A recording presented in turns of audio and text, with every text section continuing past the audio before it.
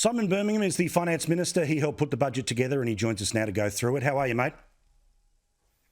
G'day, Paul. Good. And yourself? Yeah, good. So 5 things I think that are good about the budget. I think it helps people right away when it comes to petrol stuff. I think that it helps the right people, particularly the family-based stuff, as well as those first home buyer people.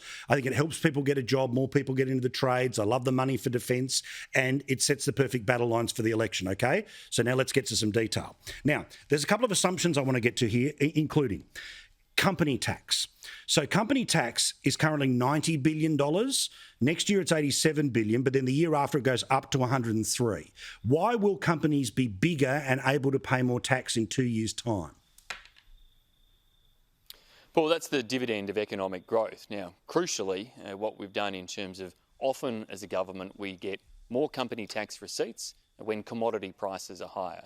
But what we've done in this budget, as we've continuously done throughout government, is to forecast that those commodity prices, which are at significant highs at present, will trend down over the next 6 months to a lower level. So we're not baking into the company tax assumptions or any other budget assumptions in the forward years any upside from higher commodity prices. That means that the ratings agencies who have us all as a AAA credit rating at present will have confidence in the credibility of our budget forecasts and assumptions. But of course, as the economy grows, as businesses grow, as they get stronger, which we forecast them to do, then there will be an upside, because that's what we're already seeing right now. The dividends of a strong economy are a stronger revenue base, and what we've done in this budget is take the majority of that dividend, more than $100 billion of it, and put it towards lower deficits, lower debt, deficits that will be around half of what they would have been as a share of the economy into the future, so that Australia can be more resilient and more able to withstand whatever the next shock is that comes along. Okay, but what about GST? GST goes from $429 to $458 to $480 to, in just 4 years' time, more than $500 million a year. Again, is that the scenario that I can understand, where you have more businesses that are making more money, that's why they pay more company tax? But how do you end up with more people buying more things and therefore paying more GST?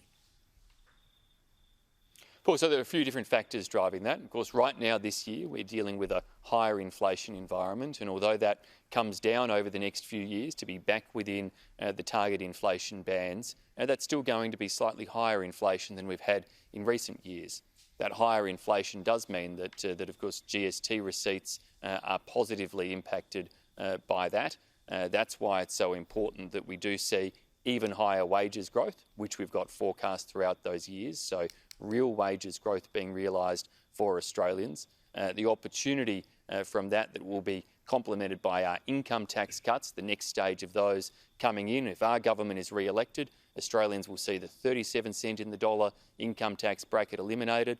They'll see the 32 cent in the dollar come down to 30%, and around 90% of all taxpayers will pay no more than 30 cents in the dollar at the top marginal rate. So all of that's about providing more disposable income on top of the real wages growth to help Australians. But those GST receipts will help states and territories. We don't keep a cent of that money. We pass it all straight through to the states and territories for them to invest in schools, in hospitals, police, local infrastructure and their essential services. Yeah, see, that's exactly the point I wanted to make to people, which is, yes, while that number goes up, it's not about the federal government having that money. The states end up with that money. So next time you hear a state bitching and moaning about getting more money, they're going to be getting $500 billion in just a couple of years' time. Now, I love the announcements that have been made for a long time about the PBS scheme.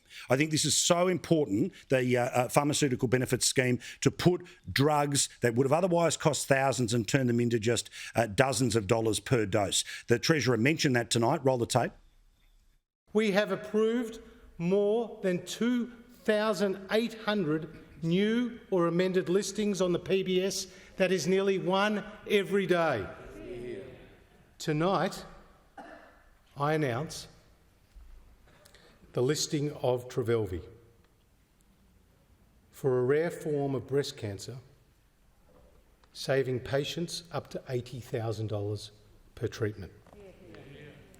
For the first time, this drug gives hope to many young women, extending their life expectancy and providing an opportunity to spend precious time with their loved ones. So I want to ask you a very specific question.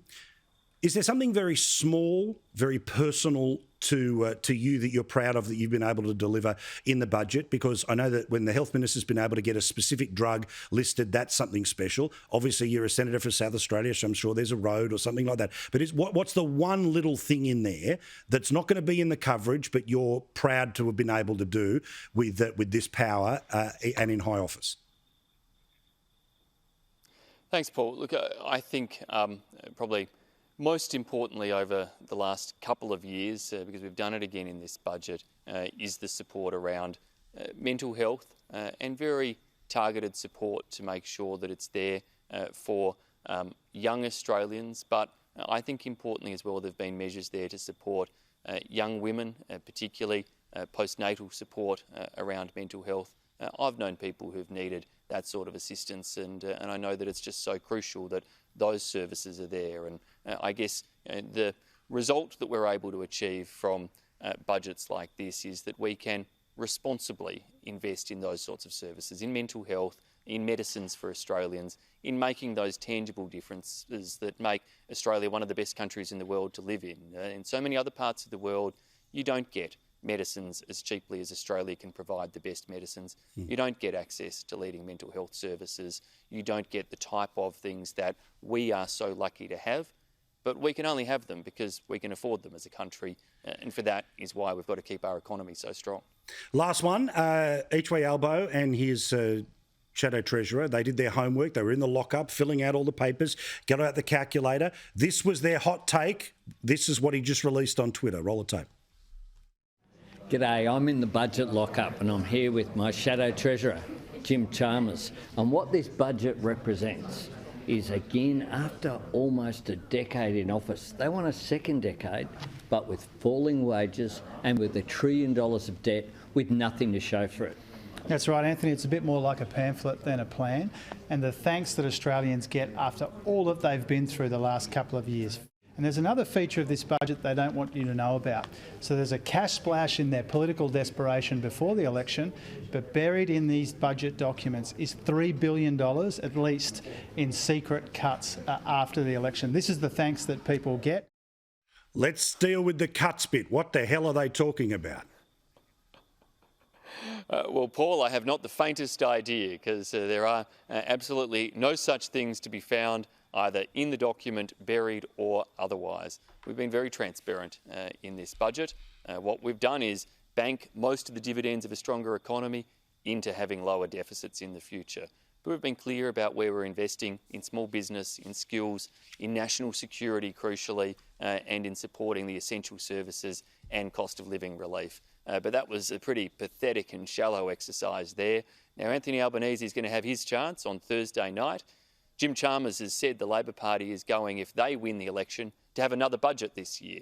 So that means they've got to front up when it comes to Thursday night and actually be open about what they will really do if they win government. Because there's a lot of vague promises they're making at present that come with multi-billion-dollar price tags. Vague promises when they say free TAFE. Does that mean they're going to take on all of the costs of TAFE from state governments? Vague promises when they say they're going to extend out virtually free childcare no matter what a person's income is. That comes at tens of billions of dollars of extra cost.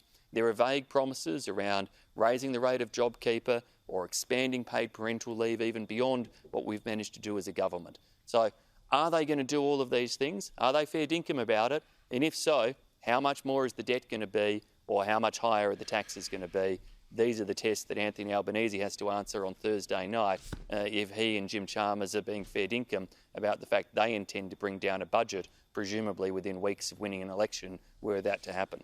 Tonight was Friday-nomics. We get Albo-nomics on Thursday, and on the behalf of smokers, thank you for not putting the taxes up. Thank you, Burma. All the best.